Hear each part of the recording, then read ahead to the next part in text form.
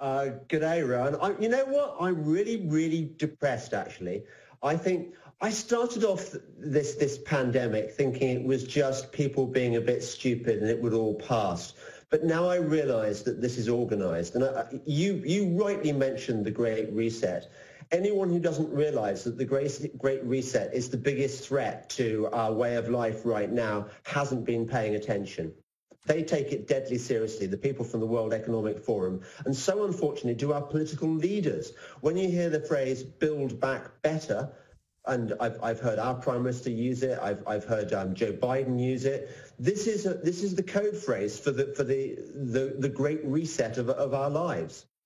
And James, the World Economic Forum have been tweeting today's consumers do not want more and better goods and services. Rather, they increasingly expect companies to contribute social welfare, etc., etc. Is this all part and parcel of it? Absolutely. Their belief is that the old world, the world that you and I suspect most of your viewers really quite liked, is broken. It needs to be changed, whether we like it or not. They're claiming there that we like it. I'm not sure that we do, actually. They're talking about things like they don't want us to own property anymore. We're not going to own anything. It will be provided for us. Well, who does own the property? Who's renting it out to us? Some sort of shadowy elite. This is a takeover by the technocrats. And I urge anyone who thinks that this is a kind of conspiracy theory to do a bit of background reading. The Great Reset, the World Economic Forum, combined with UN Agenda 2030, as it's now called, is a complete transformation of our societies around the world on lines I would call communist or fascist. I mean, frankly, what's the difference? This is terrifying, much scarier than the flu, the Wu flu.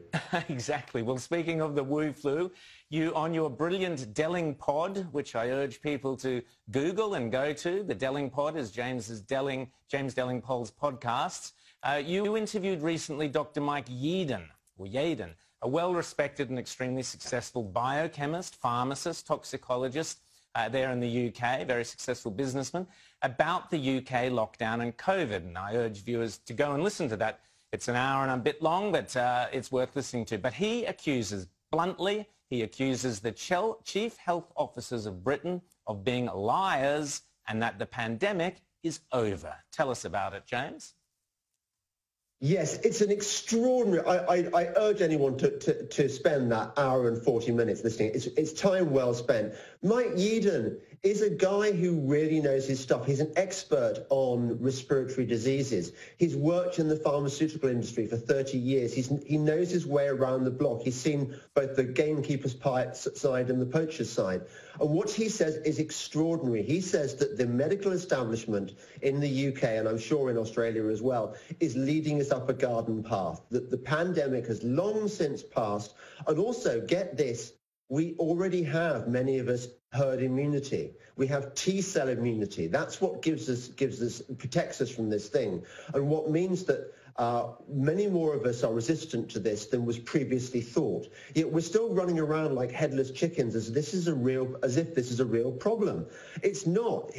Yeadon will tell you there is no such thing as a second wave. There will be no second wave. There might be a second ripple because here it's winter, and so inevitably you're going to get respiratory infections, and it's going to clear out it's rather a sick name, but the dead wood. There are people older people are susceptible. Inevitably they succumb to respiratory infections of one kind or another. But the actual coronavirus pandemic passed. It peaked in March, for goodness sake. Yet we're closing down our economies, we're taking away people's freedoms, in some parts of the country, we're even policing supermarkets to make sure they don't buy inappropriate goods, whatever they are.